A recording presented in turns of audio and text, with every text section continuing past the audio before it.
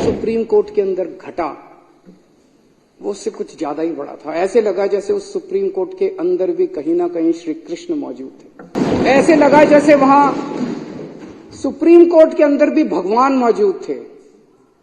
ऐसे लगा जैसे चीफ जस्टिस ऑफ इंडिया के अंदर भगवान बोल रहे थे। जिन लोगों को लगता था बीजेपी हार नहीं सकती, भगवान ने दिखा दिया कि अगर चंडीगढ़ के मेयर का चुनाव हार सकती है तो बीजेपी देश का चुनाव भी हार सकती है।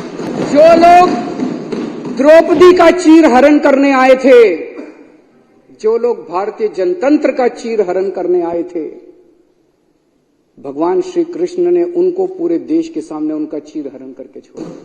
30 जनवरी को चंडीगढ़ में मेयर का चुनाव हुआ। सुबह वोटिंग पड़ी। वोटिंग पढ़ने के बाद एक प्रिजाइडिंग ऑफिसर था, पीठासीन अधिकारी अनिल मसीह, इन्हीं का आदमी था। अनिल मसीह तो मोहरा है, पीछे तो वो हैं, उन्हीं का आदमी था। उस दिन इन लोगों ने तय किया कि आज उस हॉल के अंदर द्रौपदी का चीर हरण करेंगे। उन लोगों ने, इन कौरवों ने तय किया कि आज हम जनतंत्र का, भारतीय जनतंत्र का चीर हरण करेंगे। पूरी प्लानिंग करके आए थे। उसने तय किया कि मैं असली वोटों के ऊपर उनको ठप्पे मार मार के, डिफेस कर करके उनको इनवैलिड घोषित कर दूंगा और हारे हुए को जिता दूंगा। अब वहां पे श्री कृष्ण जी पहुंच गए द्रौपदी का चीर हरण रोकने के लिए। उस कमरे में दिखाई नहीं दिए किसी को, दृश्य थे, लेकिन थे वहां पे। आप लोगों ने अगर वीडियो में देखा हो, वीडियो में वहां जितने बीजेपी वाले मौजूद थे सारे कह रहे हैं कैमरे ऑफ करो, कैमरे। देखे आपने वीडियो? सारे चिल्ला रहे हैं कैमरे ऑफ करो, कैमरे ऑफ करो। कैमरे ऑफ क्यों नहीं हुए? श्री कृष्ण जी वहां मौजूद थे, उन्होंने कैमरे ऑफ किए। इन्होंने पूरी कोशिश करी कैमरे ऑफ करने की। उस दिन कैमरे ऑफ नहीं हुए। ये कोई संयोग नहीं है, ये ऊपर वाले का इशारा है, ऊपर वाले का। पार्टी सबसे बड़ी पार्टी को 5 मिनट के अंदर भगवान ने पूरे देश के सामने बेनकाब कर दिया। जो लोग द्रौपदी का चीर हरण करने आए थे, जो लोग भारतीय जनतंत्र का चीर हरण करने आए थे, भगवान श्री कृष्ण ने उनको पूरे देश के सामने उनका चीर हरण करके छोड़ा। और अध्यक्ष महोदय, उसके बाद की जो घटनाक्रम है, जिस तरह से सुप्रीम कोर्ट के अंदर ये मामला चला, हम लोग अदालतों को मंदिर की तरह मानते हैं। न्याय देना भगवान का काम है, न्याय भगवान देता है। इसलिए जज को भगवान का, जब जज अपनी कुर्सी पे बैठ के फैसले सुनाता है तो कहा जाता है कि एक तरह से भगवान फैसला सुना रहा है। लेकिन कल जो कुछ सुप्रीम कोर्ट के अंदर घटा वो उससे कुछ ज्यादा ही बड़ा था। ऐसे लगा जैसे उस सुप्रीम कोर्ट के अंदर भी कहीं ना कहीं श्री कृष्ण मौजूद थे। ऐसे लगा जैसे वहां सुप्रीम कोर्ट के अंदर भी भगवान मौजूद थे। ऐसे लगा जैसे चीफ जस्टिस ऑफ इंडिया के अंदर भगवान बोल रहे थे। ऐसे लगा जैसे चीफ जस्टिस ऑफ इंडिया के जुबान के ऊपर भगवान बैठे हुए थे, भगवान उनके जरिए बोल रहे थे। तो ये जो कल पूरा घटनाक्रम हुआ वो ये दिखाता है कि अब हम, सबसे पहले तो सुप्रीम कोर्ट का बहुत बहुत शुक्रिया, इस सदन के माध्यम से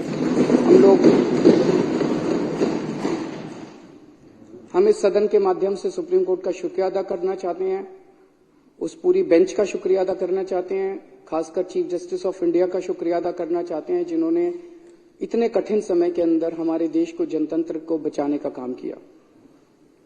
आज पूरे देश के सामने भगवान ने बेनकाब करके एक साफ साफ मैसेज दे दिया। भगवान ने, बीजेपी चुनाव जीतती नहीं है, बीजेपी चुनाव चोरी करती है।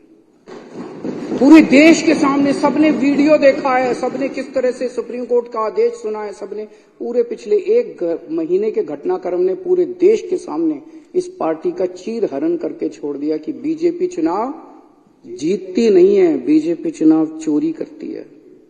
ये कोई संयोग नहीं है कि एक छोटा सा चुनाव, चंडीगढ़ के मेयर का चुनाव क्या होता है, कुछ भी नहीं होता। हमने तो ऐसे सोचा था उस दिन कि ऐसे ही हो जाएगा। हमें तो एक छोटे से चुनाव ने पूरे देश के अंदर सारे देश को हिला दिया।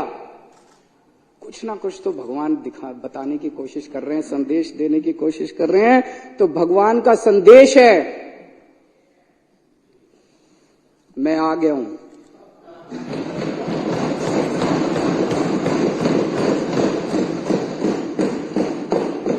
बीजेपी पाप कर रही है, बीजेपी अधर्म कर रही है।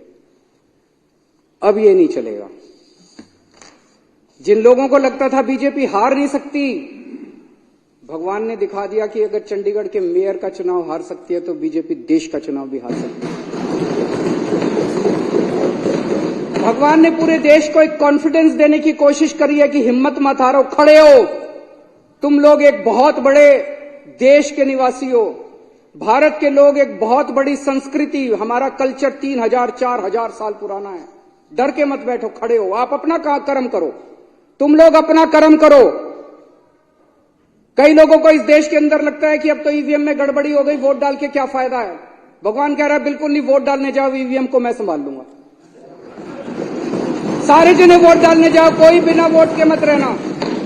वोट डालने जाओ, आवाज उठाओ, प्रदर्शन करो, इनके खिलाफ खड़े हो। भगवान तुम्हारे साथ है।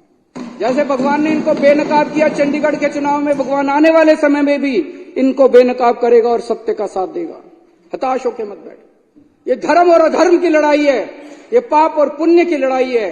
अब आप लोगों को तय करना है कि आप धर्म के साथ हो कि आप अधर्म के साथ हो, आप पाप के साथ हो कि आप पुण्य के साथ हो। जब पांडवों को वनवास जाना पड़ा तो एक बार तो लगा कि अधर्म जीत गया। जब भगवान राम को वनवास जाना पड़ा एक बार तो लगा कि अधर्म जीत गया। जब दुर्योधन का राज्य आया, जब कंस का राज्य आया, जब रावण की अति हुई तो एक बार तो लगा कि अधर्म जीत गया। लेकिन अंत में तो धर्म जीता। आज भी जब चारों तरफ बीजेपी का अधर्म फैला हुआ है तो एक बार लगता है कि अधर्म जीत गया। ऐसे लगता है ना कई बार, ये तो हार ही नहीं रहे जी, ये तो एक बार लगता है धर्म जीत गया, लेकिन धर्म जीतेगा, अंत में धर्म जीतेगा। जो जो धर्म के साथ हैं, जो जो देशभक्त हैं, जो जो पुण्य के साथ हैं, जो जो लोग भगवान राम के भक्त हैं, जो जो शिव जी के भक्त हैं, जो जो हनुमान जी के भक्त हैं, जो जो श्री कृष्ण के भक्त हैं, वो देश के साथ हैं और बीजेपी के खिलाफ।